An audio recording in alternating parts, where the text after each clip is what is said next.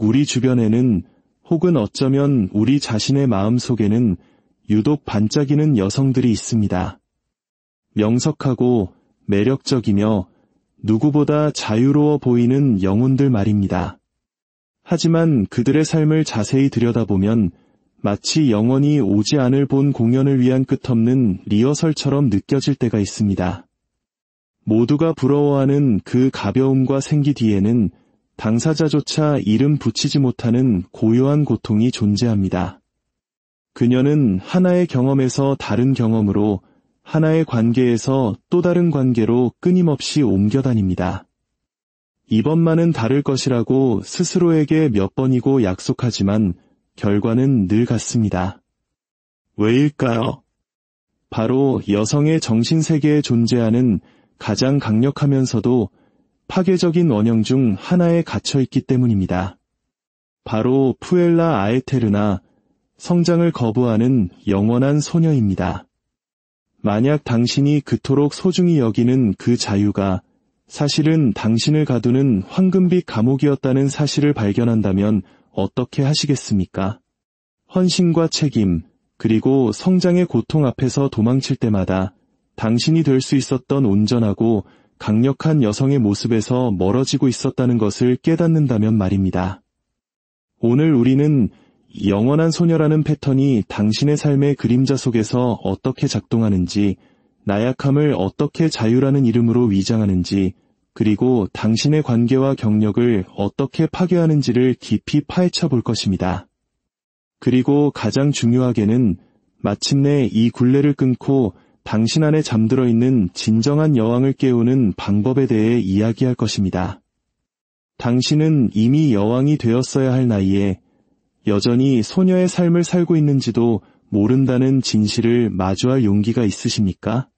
미리 경고하건대 이 이야기는 당신을 위로하기 위한 것이 아닙니다. 당신을 직면하게 하기 위함입니다. 당신은 그저 매력적인 존재를 넘어 온전한 존재가 될 자격이 있기 때문입니다. 만약 당신의 대답이 예라면 이 여정의 끝까지 함께 해주시길 바랍니다. 당신의 삶은 다시는 이전과 같지 않을 것입니다. 어떤 여성들은 어른이 되지 않습니다. 그저 나이만 먹을 뿐입니다.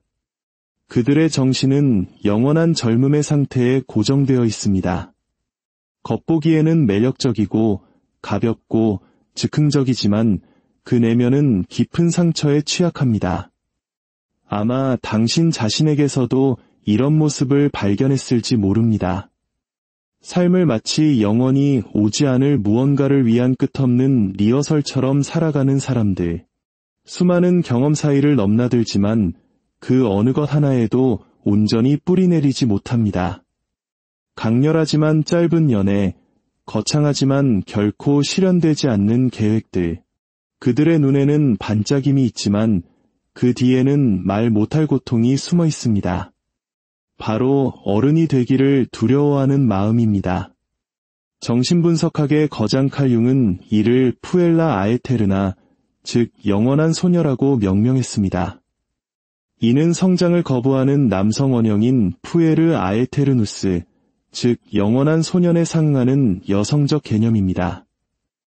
하지만 이 패턴의 작동 방식을 무자비할 정도로 정밀하게 해부한 것은 그의 수제자인 마리 루이즈 폰 프란츠였습니다. 폰 프란츠에 따르면 이 원형에 지배당하는 여성은 심리적 시간을 거부하며 공중에 떠있는 상태로 살아갑니다. 성숙한 여성으로의 전환을 완강히 거부하는 것이죠. 겉으로는 가벼움과 매력으로 무장했지만 내면 깊은 곳에서는 헌신, 책임, 그리고 현실에 발을 딛는 것에 대한 극심한 공포를 안고 있습니다. 그녀는 어른이 되기를 원치 않습니다. 어른이 된다는 것은 고통스럽기 때문입니다. 어른이 된다는 것은 자신의 공허함을 직시하고 돌이킬 수 없는 선택을 내리고 수많은 환상을 떠나보내는 것을 의미합니다. 하지만 영원한 소녀는 그저 떠다니기를 선호합니다. 모든 가능성의 문을 열어두고 싶어 합니다. 현실적인 만남보다는 이상화된 관계를 선호하고 완벽한 사랑을 꿈꾸면서도 정작 친밀한 관계가라와 도망칩니다. 자율성 없는 자유를 원하고 실현의 무게는 두려워하면서 약속의 설렘 속에서만 살아갑니다. 어쩌면 이 이야기가 더 이상 심리학 이론으로만 들리지 않을지도 모르겠습니다. 이것은 수많은 여성들의 실제 삶이기 때문입니다. 주변의 찬사 속에서도 자신이 길을 잃었다고 느끼는지 이해하지 못하는 여성들, 명석한 두뇌를 가졌음에도 같은 실수를 반복하는지 알지 못하는 여성들, 수많은 시작은 하지만 단 한 번의 지속도 이뤄내지 못하는 여성들, 끊임없는 공허함을 느끼지만 그 근원을 알지 못하는 이들의 이야기입니다. 칼 융의 이론에 따르면 여성이 자기 자신 및 세상과 견고한 관계를 맺기 위해서는 내면의 남성성인 아니무스를 통합해야 합니다. 하지만 영원한 소녀는 이 통합을 거부합니다. 그녀는 구조를 원치 않고 그저 떠다니고 싶어 합니다. 그리고 바로 그 이유 때문에 그녀는 추락합니다. 이 이야기가 당신의 마음속 깊은 곳, 그 어떤 부분을 건드리고 있다면 잠시 시간을 내어 저희의 여정에 동참해 주십시오.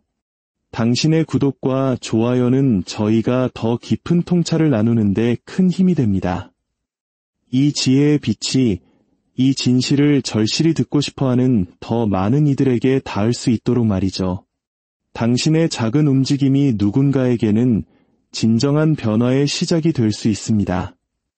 영원한 소녀는 단순한 성격이나 인생의 한 단계가 아닙니다. 그것은 여성의 무의식에 자리 잡은 깊고 집단적이며 시대를 초월하는 정신적 형태, 바로 원형입니다. 칼 융은 이를 성숙과 책임을 회피하는 영원한 소년의 거울상으로 보았습니다. 마리 루이즈 폰 프란츠는 한 걸음 더 나아가 푸엘라 아에테르나를 이상화되고 낭만적이지만 결국은 불모의 청춘 속에 영혼이 갇혀버린 여성으로 묘사했습니다. 이로 인해 그녀의 개성화, 즉 진정한 자아실현과 성숙의 과정이 가로막힌다고 보았습니다. 그녀는 거의의 상태로 살아갑니다. 거에 사랑하고, 거에 무언가를 이룩하고, 거에 헌신합니다. 그녀는 자신의 자유가 어떤 것에도 얽매이지 않는 데 있다고 믿지만 사실 그녀는 자기 자신으로부터 도망치고 있을 뿐입니다.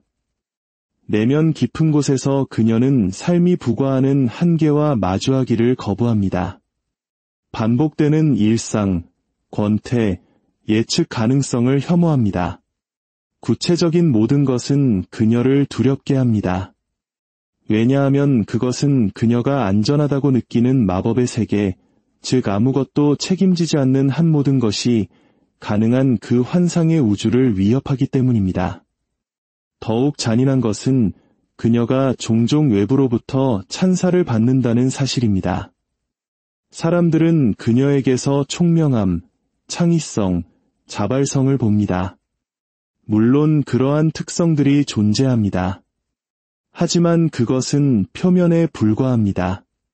그 누구도 보지 못하는 것은 그 모든 분주함 뒤에서 소리 없이 자라나는 실존적 공허함입니다.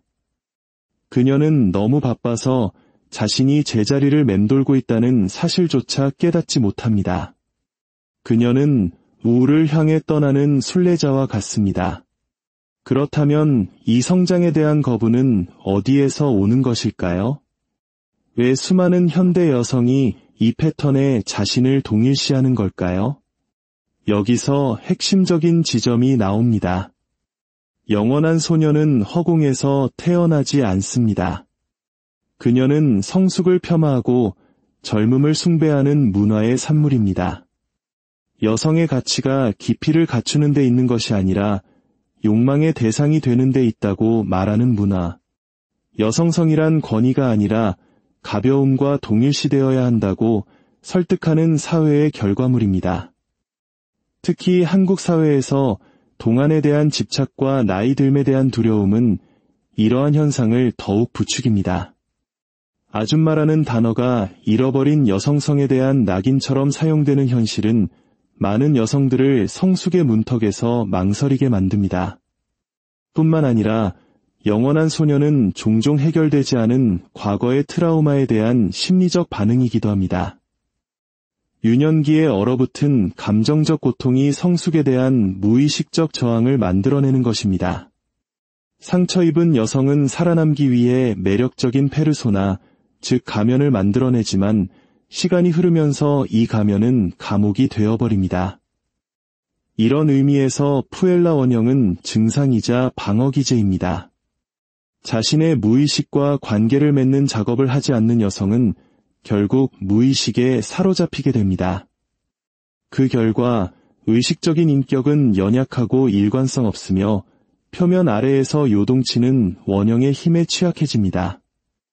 영원한 소녀는 자신의 삶을 통제하지 못합니다. 그녀는 자신이 쓰고 있다는 사실조차 모르는 이미지에 의해 사라지고 있는 것입니다. 만약 이 이야기가 당신의 이야기처럼 들린다면 그 이유는 바로 푸엘라의 작용 때문입니다. 그녀는 당신이 성장하는 것을 원치 않습니다. 성장은 환상의 상실을 요구하며 환상은 정신세계에서 가장 값비싼 화폐이기 때문입니다. 하지만 여기서 본질적인 질문이 생겨납니다. 이토록 많은 삶을 지배하는 것이 소녀라면 여성성의 나머지 부분은 어디에 있는 걸까요? 더 온전하고 깊고 진실한 무언가로 나아가는 길은 어디에 있을까요? 이제 우리는 그 이야기를 하려 합니다. 당신 안에는 그 소녀 너머에 잠들어 있는 여왕이 있기 때문입니다. 이제 그 여왕을 깨울 시간일지도 모릅니다. 모든 여성의 내면에는 의식적인 의지를 훨씬 뛰어넘는 거대한 정신적 힘들이 작용합니다. 칼 융은 이를 원형이라 불렀습니다. 이 중 여성의 정신에 특히 강렬하게 작용하는 두 가지 원형이 바로 소녀와 데모, 즉 여왕입니다. 소녀는 순수함, 아름다움, 새로움의 이미지입니다. 그녀는 잠재력 그 자체이며 아직 오지 않은 위대한 무언가에 대한 희망을 상징합니다. 그녀는 매혹하고 유혹하며 꿈을 꿉니다. 젊음의 시기에 이 원형은 필수적입니다. 세상을 탐험하고 미지의 세계를 향해 나아가려는 욕망의 원동력이 되기 때문입니다. 문제는 이미지가 성인이 되어서도 계속해서 지배적인 위치를 차지할 때 시작됩니다. 소녀가 다른 정신적 측면들이 발현될 공간을 내어주지 않을 때 그녀는 장애물이 됩니다. 여성이 성숙하고 세상에 뿌리 내리고 자신의 운명에 대한 책임을 지는 것을 가로막습니다. 여성은 스스로를 영원한 잠재력으로만 여기며 결코 실현이 되는 것을 허락하지 않습니다. 거의 알 뻔하고 거의 헌신할 뻔하고 거의 자신을 찾을 뻔한 상태에 머무릅니다. 그리고 이 거의라는 단어는 생명력과 목적, 의미를 빨아들이는 감정의 블랙홀이 됩니다.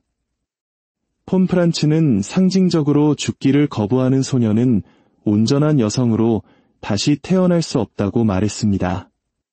여기서 말하는 죽음은 육체적 죽음이 아니라 환상 속의 살기를 고집하고 누군가에게 구원받기를 원하며 현실의 무게를 거부하는 유아기적 자아의 상징적 죽음입니다. 이 죽음은 고통스럽지만 반드시 필요합니다.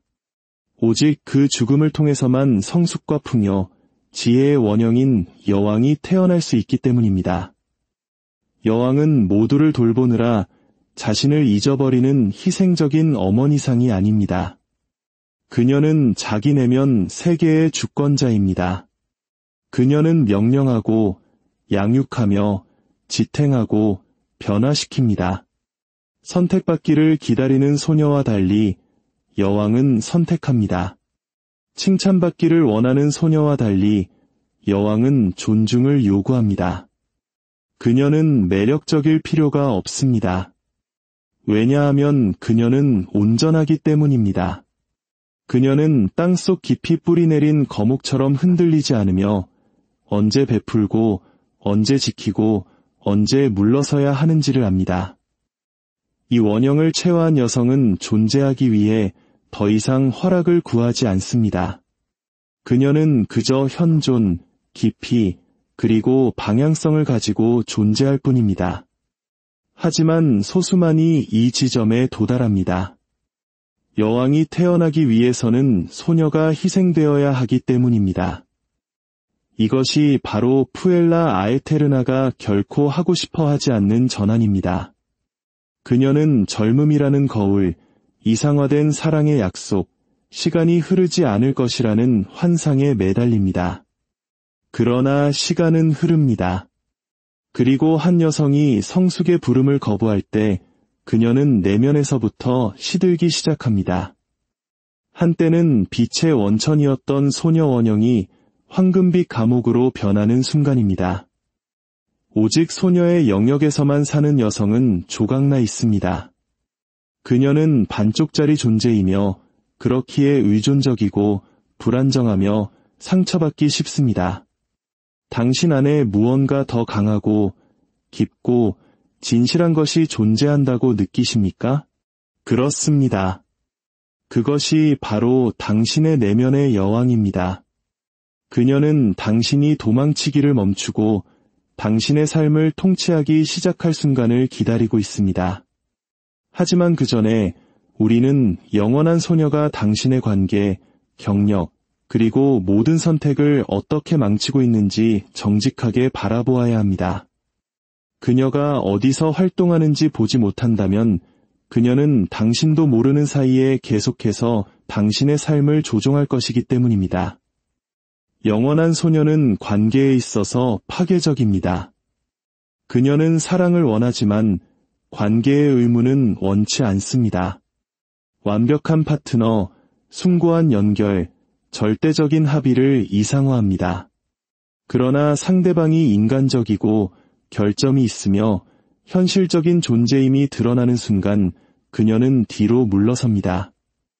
예전 같지 않아, 뭔가 변했어, 마법이 사라졌어 라고 말하기 시작합니다. 진실은 마법은 애초에 존재하지 않았다는 것입니다. 그것은 투사였습니다. 그녀는 자기 안에서 아직 발견하지 못한 안정감과 깊은 정서적 구조를 상대방에게 투사했던 것입니다. 마치 드라마 속 주인공처럼 언젠가 나타날 완벽한 구원자를 기다립니다. 누군가 자신의 내면적 혼란에서 꺼내주고 존재의 의미를 부여해주기를 기대합니다. 하지만 그 어떤 인간도 그 거대한 기대를 감당할 수 없습니다. 결국 그녀는 좌절하고 다시 이상화와 거부의 순환으로 돌아갑니다. 만남의 황홀경은 원하지만 관계를 유지하는 데 필요한 노력과 희생, 갈등과 좌절은 감당하고 싶어 하지 않습니다. 경력에서도 동일한 파괴적 패턴이 나타납니다. 그녀는 항상 의미 있는 일, 자신의 진정한 소명을 찾습니다.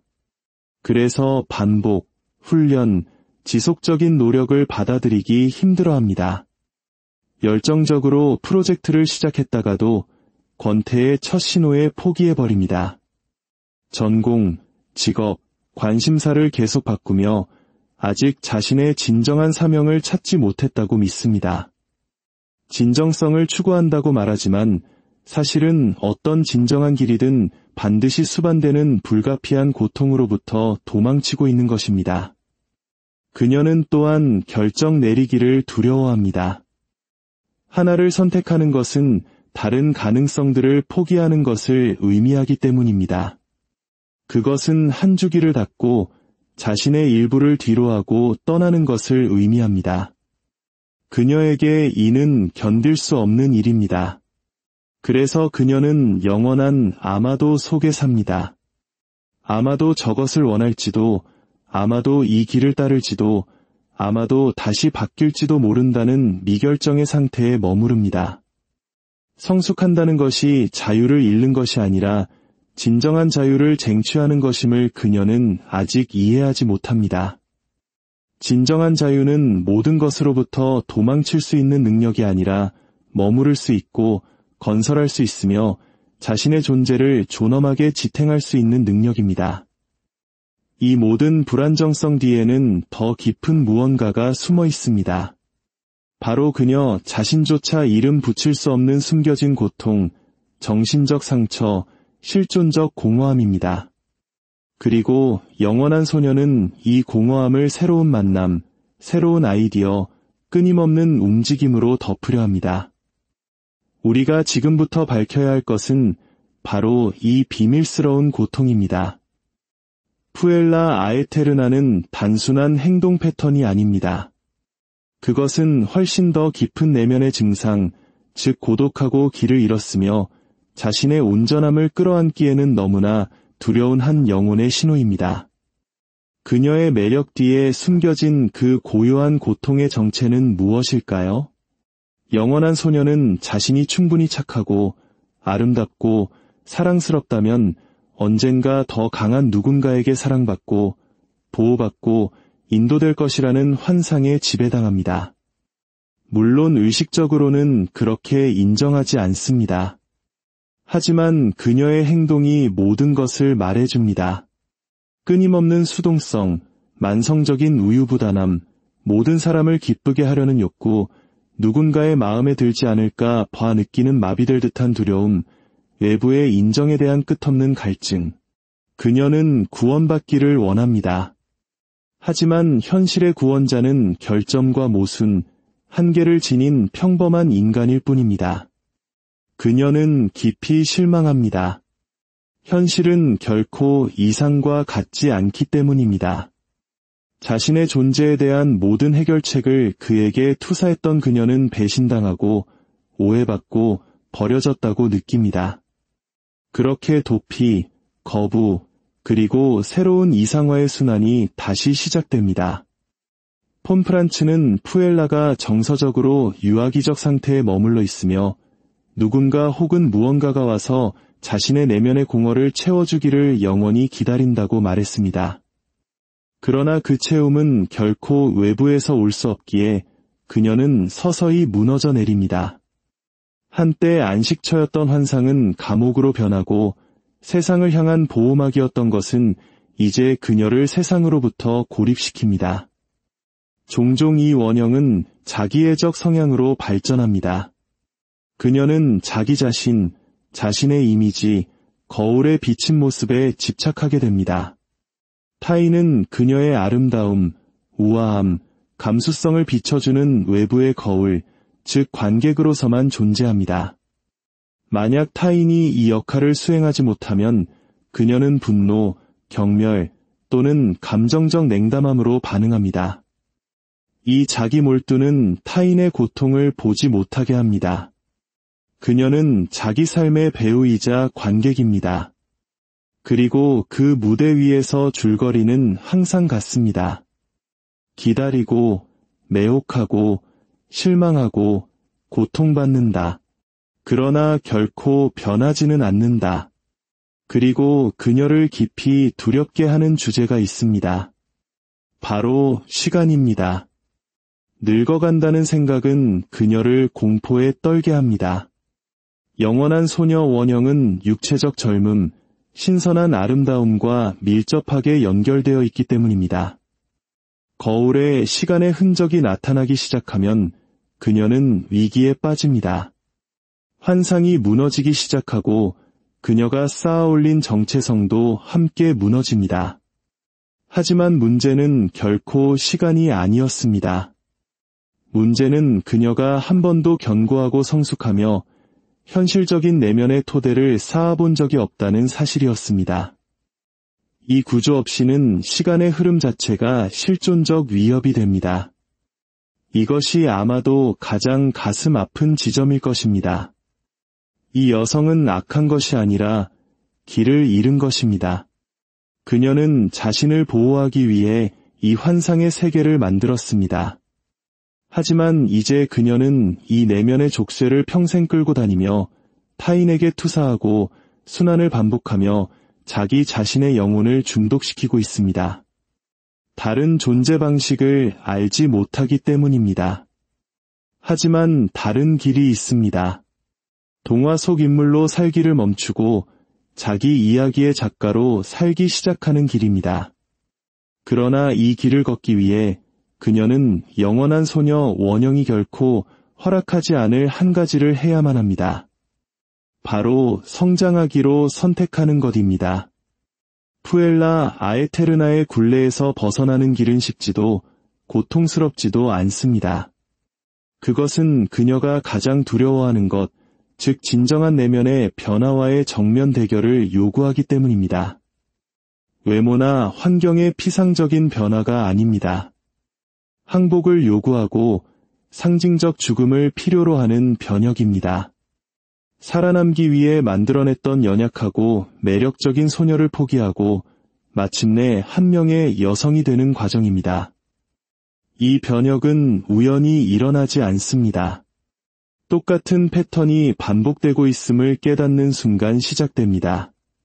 피상적인 관계, 미뤄진 결정, 포기한 꿈, 만성적인 공허감과 부족함, 현실이 문을 두드리고 시간은 자신의 존재를 알립니다. 아마도 처음으로 그녀는 환상의 베일 없이 거울 앞에 서게 될 것입니다. 이 지점에서 칼융이 제시한 개성화의 길이 드러납니다. 개성화란 진정으로 자기 자신이 되는 과정입니다. 사랑받거나 인정받기 위해 만들어진 페르소나가 아니라 통합되고 의식적이며 살아있는 온전한 정신이 되는 것입니다. 이를 위해 여성은 자기 자신으로부터 도망치기를 멈춰야 합니다. 성숙의 과정에 헌신해야 합니다. 비록 고통스러울지라도 말입니다. 그리고 그것은 고통스러울 것입니다. 어른이 된다는 것은 심리적 유년기에 안락함을 포기하는 것을 요구하기 때문입니다. 한국 문화가 강요하는 젊음에 대한 환상을 깨고 나이 듦이 진정한 자유의 시작임을 받아들여야 합니다. 외부의 인정을 구하고 다른 사람의 시선에 의존하기를 멈출 때 비로소 여성은 진정성 있게 살기 시작합니다. 나이 듦은 쇠퇴가 아니라 성숙이며 성숙은 선택하고 감당하고 머무는 법을 배우는 것입니다. 그것은 아마도에서 예로의 전환입니다. 자신의 정신에 대한 책임을 진다는 것은 희생자라는 서사를 포기하고 스스로를 저자로 자리매김하는 것을 의미합니다. 여성이 된다는 것이 가볍고 천상적인 존재가 되는 것이 아니라 온전한 존재가 되는 것임을 이해하는 것입니다. 영원한 소녀의 진정한 치유는 개인이 자신의 환상보다 더 큰 무언가에 헌신할 때 시작됩니다. 그것이 직업이든 창작이든 진실한 관계든 영적인 탐구든 상관없습니다. 중요한 것은 헌신 그 자체입니다. 발을 땅에 딛고 나는 여기에 있다. 나는 여기에 있기를 선택하며 그 결과를 받아들인다 라고 말하는 것입니다. 이 헌신은 끊임없는 움직임 속에서 멈춤을 요구합니다. 도망치기를 멈추고 자신의 패턴을 급진적인 정직함으로 관찰해야 합니다. 스스로에게 물어야 합니다. 언제까지 이렇게 표류하며 살 것인가? 언제까지 내 삶을 우연과 타인, 행운이라는 보이지 않는 손에 맡겨둘 것인가? 스스로 지휘권을 잡아야 합니다. 이것은 감수성을 잃거나 내면의 소녀를 죽이는 것이 아닙니다. 그녀를 통합하고 정신의 지혜롭고 견고하며 성숙한 부분을 위한 공간을 만드는 것을 의미합니다. 타인의 욕망의 대상이 아니라 자기 삶의 주체가 되는 것입니다. 어른이 된다는 것이 매력을 잃는 것이 아니라 의존에서 벗어나는 것임을 받아들이는 것입니다. 여기에 위대한 역설이 있습니다. 여성이 이상화된 사랑, 끊임없는 인정, 완벽한 삶을 쫓기를 멈출 때 비로소 그녀는 진정으로 사랑받기 시작합니다. 마침내 가면 없이, 연기 없이 있는 그대로의 자신을 보여주기 때문입니다. 현존과 진실함으로 말입니다. 삶은 요구합니다. 그 요구는 외부가 아닌 내부에서 옵니다. 언젠가 자유로운 척하는 모든 노력에도 불구하고 가면 뒤에 무언가가 무너지기 시작하는 순간이 옵니다. 공허가 밀려오고 언제까지 나 자신에게서 도망칠 것인가? 라는 질문이 메아리칩니다. 영원한 소녀 원영이 더 이상 당신을 보호하지 않고 오히려 질식시키는 그 순간이 바로 개성화 과정의 시작입니다. 성숙이 아름다움의 끝이 아니라 깊이의 시작이며 진정한 연결과 자율성의 탄생임을 이해하는 순간입니다. 영원한 소녀에서 벗어나는 것은 용기 있는 행동입니다. 당신을 오랫동안 지켜주었지만 이제는 제약하는 정체성을 놓아주는 것입니다. 당신이 될 수 있는 그 여성의 눈을 바라보고 얘라고 말하는 것입니다. 이 과정을 통해 태어나는 여성은 완벽하지 않습니다. 모두를 매혹시키지도 않습니다. 하지만 그녀는 온전합니다. 그녀는 자신의 삶을 이끌고 자신을 알고 스스로를 지탱하며 자신의 여정에 헌신합니다. 그리고 소녀와는 달리 이 여성은 더 이상 해피엔딩을 기다리지 않습니다. 그녀는 명료함, 용기, 그리고 진실함으로 자기 자신의 이야기를 직접 창조합니다. 이제 잠시 멈추어 당신의 삶을 정직하게 들여다보십시오. 당신 안에는 여전히 누군가 와서 구해주기를 기다리는 영원한 소녀가 있습니까? 아니면 스스로를 구원할 준비가 된 여왕이 깨어나고 있습니까? 이야기가 당신을 건드렸거나 방해했거나 혹은 당신이 아는 누군가가 지니고 있는 패턴을 인식하게 했다면 댓글로 당신의 생각을 남겨주십시오. 때로는 그것을 언어로 표현하는 것이 하나의 생각을 현실로 만드는 첫걸음이 됩니다. 그리고 이 영상이 당신의 내면 깊은 곳을 울렸다고 느낀다면 여기서 멈추지 마십시오. 의식의 여정은 한 번의 깨달음으로 끝나지 않습니다. 그 깨달음으로부터 당신이 내리는 모든 선택 속에서 음악 우리 주변에는 혹은 어쩌면 우리 자신의 마음 속에는 유독 반짝이는 여성들이 있습니다. 명석하고 매력적이며 누구보다 자유로워 보이는 영혼들 말입니다. 하지만 그들의 삶을 자세히 들여다보면 마치 영원히 오지 않을 본 공연을 위한 끝없는 리허설처럼 느껴질 때가 있습니다. 모두가 부러워하는 그 가벼움과 생기 뒤에는 당사자조차 이름 붙이지 못하는 고요한 고통이 존재합니다. 그녀는 하나의 경험에서 다른 경험으로, 하나의 관계에서 또 다른 관계로 끊임없이 옮겨 다닙니다. 이번만은 다를 것이라고 스스로에게 몇 번이고 약속하지만 결과는 늘 같습니다. 왜일까요? 바로 여성의 정신세계에 존재하는 가장 강력하면서도 파괴적인 원형 중 하나에 갇혀있기 때문입니다.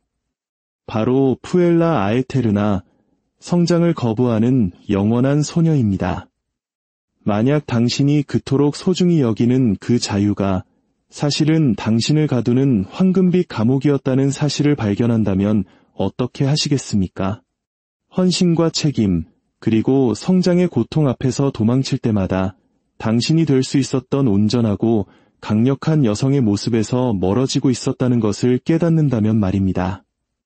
오늘 우리는 영원한 소녀라는 패턴이 당신의 삶의 그림자 속에서 어떻게 작동하는지, 나약함을 어떻게 자유라는 이름으로 위장하는지, 그리고 당신의 관계와 경력을 어떻게 파괴하는지를 깊이 파헤쳐 볼 것입니다. 그리고 가장 중요하게는 마침내 이 굴레를 끊고 당신 안에 잠들어 있는 진정한 여왕을 깨우는 방법에 대해 이야기할 것입니다. 당신은 이미 여왕이 되었어야 할 나이에 여전히 소녀의 삶을 살고 있는지도 모른다는 진실을 마주할 용기가 있으십니까? 미리 경고하건대 이 이야기는 당신을 위로하기 위한 것이 아닙니다. 당신을 직면하게 하기 위함입니다. 당신은 그저 매력적인 존재를 넘어 온전한 존재가 될 자격이 있기 때문입니다. 만약 당신의 대답이 예라면 이 여정의 끝까지 함께 해주시길 바랍니다. 당신의 삶은 다시는 이전과 같지 않을 것입니다. 어떤 여성들은 어른이 되지 않습니다. 그저 나이만 먹을 뿐입니다. 그들의 정신은 영원한 젊음의 상태에 고정되어 있습니다. 겉보기에는 매력적이고 가볍고 즉흥적이지만 그 내면은 깊은 상처에 취약합니다. 아마 당신 자신에게서도 이런 모습을 발견했을지 모릅니다. 삶을 마치 영원히 오지 않을 무언가를 위한 끝없는 리허설처럼 살아가는 사람들. 수많은 경험 사이를 넘나들지만 그 어느 것 하나에도 온전히 뿌리내리지 못합니다. 강렬하지만 짧은 연애, 거창하지만 결코 실현되지 않는 계획들.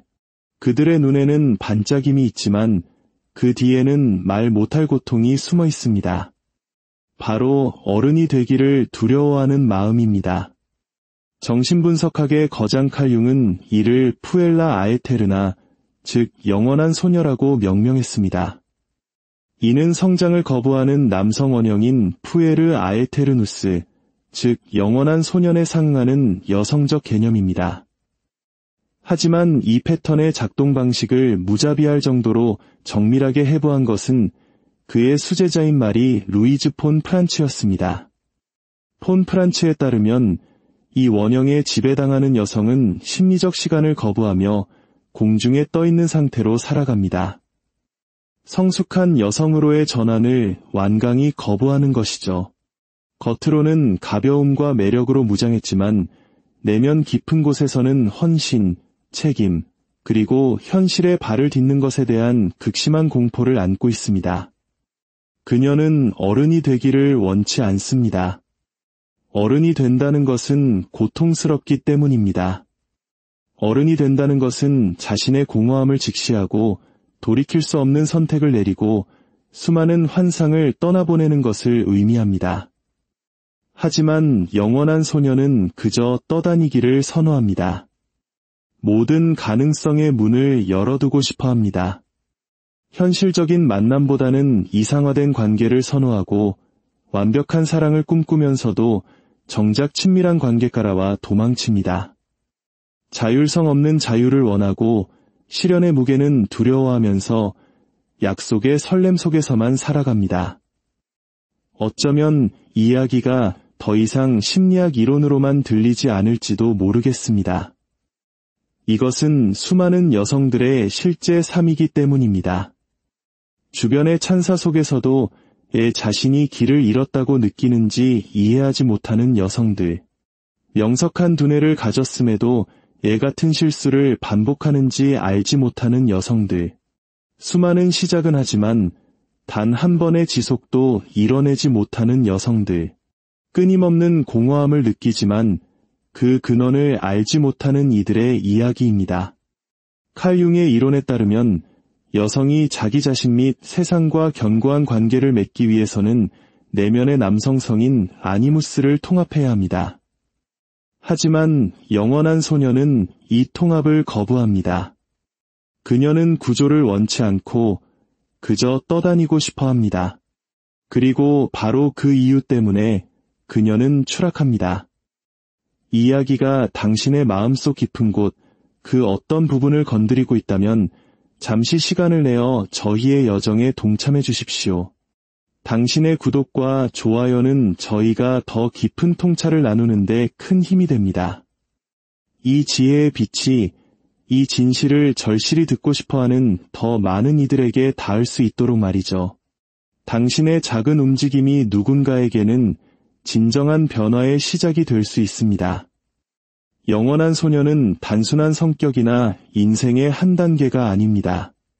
그것은 여성의 무의식에 자리 잡은 깊고 집단적이며 시대를 초월하는 정신적 형태, 바로 원형입니다. 칼 융은 이를 성숙과 책임을 회피하는 영원한 소년의 거울상으로 보았습니다. 마리 루이즈 폰 프란츠는 한 걸음 더 나아가 푸엘라 아에테르나를 이상화되고 낭만적이지만 결국은 불모의 청춘 속에 영혼이 갇혀버린 여성으로 묘사했습니다. 이로 인해 그녀의 개성화, 즉 진정한 자아실현과 성숙의 과정이 가로막힌다고 보았습니다. 그녀는 거의의 상태로 살아갑니다. 거에 사랑하고, 거에 무언가를 이룩하고, 거에 헌신합니다. 그녀는 자신의 자유가 어떤 것에도 얽매이지 않는 데 있다고 믿지만 사실 그녀는 자기 자신으로부터 도망치고 있을 뿐입니다. 내면 깊은 곳에서 그녀는 삶이 부과하는 한계와 마주하기를 거부합니다. 반복되는 일상, 권태, 예측 가능성을 혐오합니다.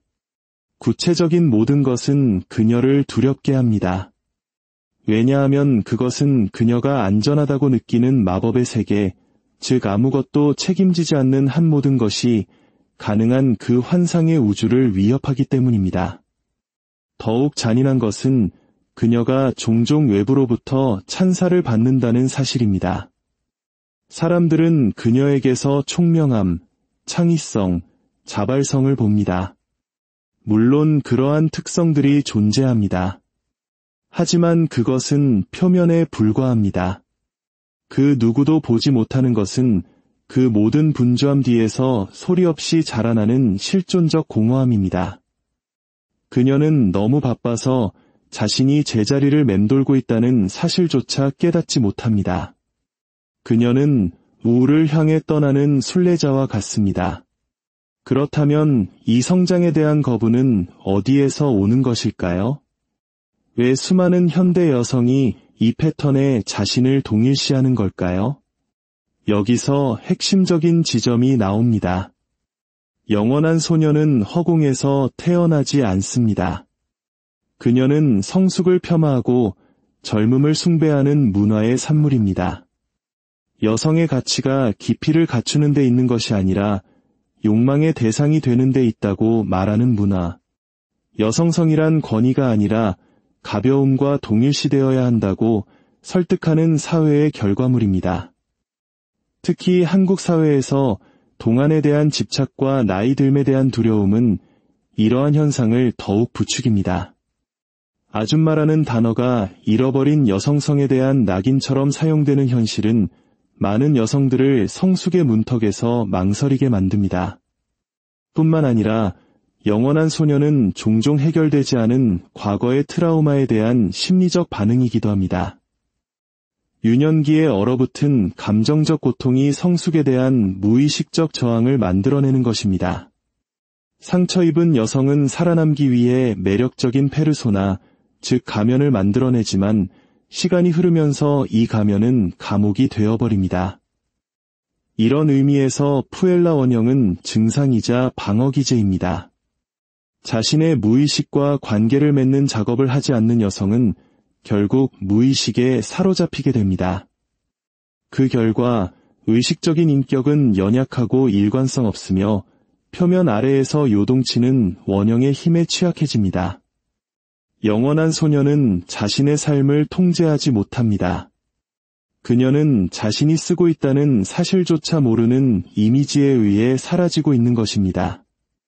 만약 이 이야기가 당신의 이야기처럼 들린다면 그 이유는 바로 푸엘라의 작용 때문입니다. 그녀는 당신이 성장하는 것을 원치 않습니다. 성장은 환상의 상실을 요구하며 환상은 정신세계에서 가장 값비싼 화폐이기 때문입니다. 하지만 여기서 본질적인 질문이 생겨납니다. 이토록 많은 삶을 지배하는 것이 소녀라면 여성성의 나머지 부분은 어디에 있는 걸까요?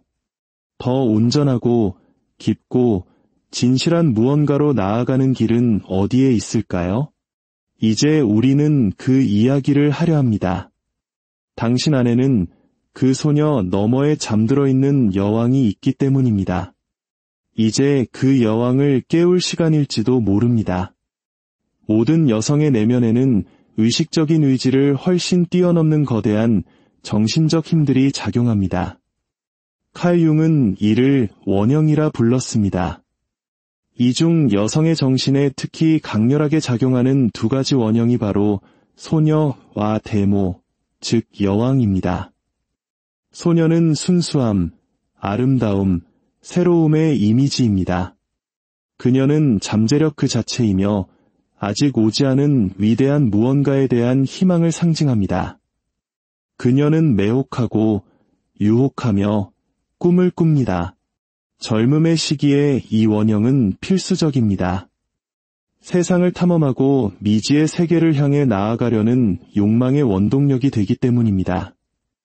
문제는 이미지가 성인이 되어서도 계속해서 지배적인 위치를 차지할 때 시작됩니다. 소녀가 다른 정신적 측면들이 발현될 공간을 내어주지 않을 때 그녀는 장애물이 됩니다. 여성이 성숙하고 세상에 뿌리내리고 자신의 운명에 대한 책임을 지는 것을 가로막습니다. 여성은 스스로를 영원한 잠재력으로만 여기며 결코 실현이 되는 것을 허락하지 않습니다. 거의 알 뻔하고 거의 헌신할 뻔하고 거의 자신을 찾을 뻔한 상태에 머무릅니다. 그리고 이 거의라는 단어는 생명력과 목적, 의미를 빨아들이는 감정의 블랙홀이 됩니다. 폰 프란츠는 상징적으로 죽기를 거부하는 소녀는 온전한 여성으로 다시 태어날 수 없다고 말했습니다. 여기서 말하는 죽음은 육체적 죽음이 아니라 환상 속의 살기를 고집하고 누군가에게 구원받기를 원하며 현실의 무게를 거부하는 유아기적 자아의 상징적 죽음입니다. 이 죽음은 고통스럽지만 반드시 필요합니다. 오직 그 죽음을 통해서만 성숙과 풍요, 지혜의 원형인 여왕이 태어날 수 있기 때문입니다. 여왕은 모두를 돌보느라 자신을 잊어버리는 희생적인 어머니상이 아닙니다. 그녀는 자기 내면 세계의 주권자입니다. 그녀는 명령하고 양육하며 지탱하고 변화시킵니다. 선택받기를 기다리는 소녀와 달리 여왕은 선택합니다. 칭찬받기를 원하는 소녀와 달리 여왕은 존중을 요구합니다. 그녀는 매력적일 필요가 없습니다. 왜냐하면 그녀는 온전하기 때문입니다. 그녀는 땅속 깊이 뿌리내린 거목처럼 흔들리지 않으며 언제 베풀고 언제 지키고 언제 물러서야 하는지를 압니다. 이 원형을 체화한 여성은 존재하기 위해 더 이상 허락을 구하지 않습니다. 그녀는 그저 현존, 깊이, 그리고 방향성을 가지고 존재할 뿐입니다. 하지만 소수만이 이 지점에 도달합니다.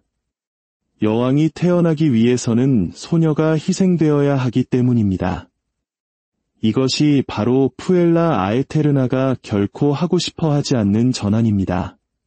그녀는 젊음이라는 거울, 이상화된 사랑의 약속, 시간이 흐르지 않을 것이라는 환상에 매달립니다. 그러나 시간은 흐릅니다. 그리고 한 여성이 성숙의 부름을 거부할 때 그녀는 내면에서부터 시들기 시작합니다. 한때는 빛의 원천이었던 소녀 원형이 황금빛 감옥으로 변하는 순간입니다. 오직 소녀의 영역에서만 사는 여성은 조각나 있습니다. 그녀는 반쪽짜리 존재이며 그렇기에 의존적이고 불안정하며 상처받기 쉽습니다. 당신 안에 무언가 더 강하고 깊고 진실한 것이 존재한다고 느끼십니까? 그렇습니다. 그것이 바로 당신의 내면의 여왕입니다. 그녀는 당신이 도망치기를 멈추고 당신의 삶을 통치하기 시작할 순간을 기다리고 있습니다.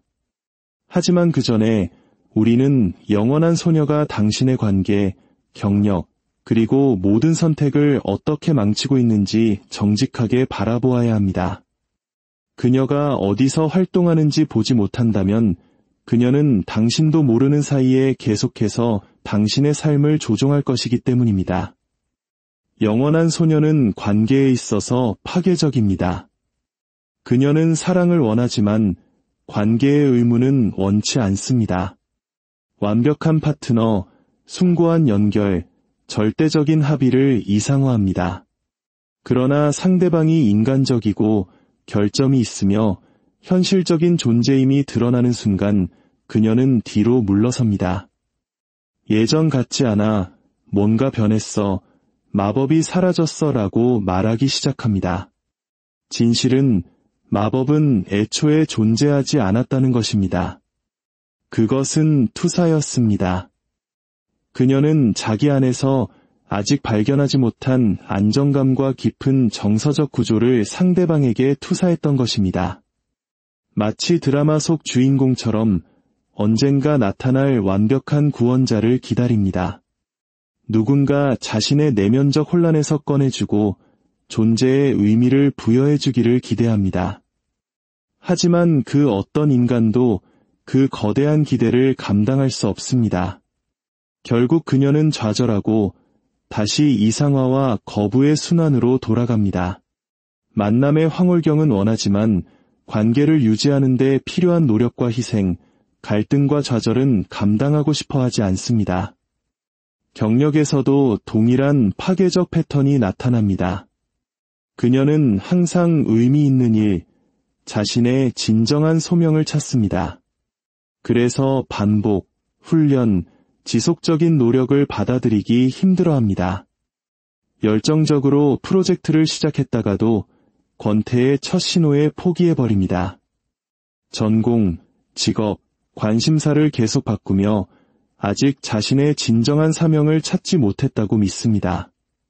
진정성을 추구한다고 말하지만 사실은 어떤 진정한 길이든 반드시 수반되는 불가피한 고통으로부터 도망치고 있는 것입니다. 그녀는 또한 결정 내리기를 두려워합니다.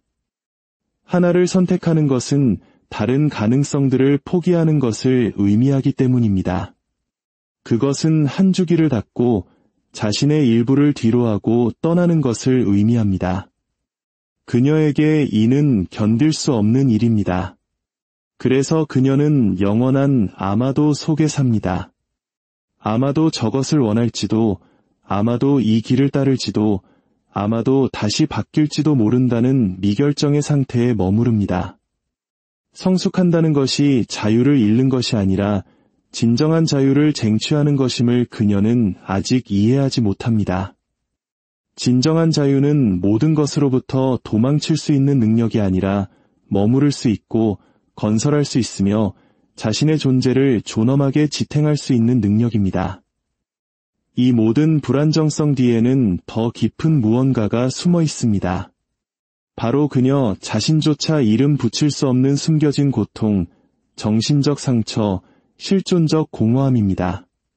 그리고 영원한 소녀는 이 공허함을 새로운 만남, 새로운 아이디어, 끊임없는 움직임으로 덮으려 합니다. 우리가 지금부터 밝혀야 할 것은 바로 이 비밀스러운 고통입니다. 푸엘라 아에테르나는 단순한 행동 패턴이 아닙니다. 그것은 훨씬 더 깊은 내면의 증상, 즉 고독하고 길을 잃었으며 자신의 온전함을 끌어안기에는 너무나 두려운 한 영혼의 신호입니다. 그녀의 매력 뒤에 숨겨진 그 고요한 고통의 정체는 무엇일까요? 영원한 소녀는 자신이 충분히 착하고 아름답고 사랑스럽다면 언젠가 더 강한 누군가에게 사랑받고 보호받고 인도될 것이라는 환상에 지배당합니다. 물론 의식적으로는 그렇게 인정하지 않습니다.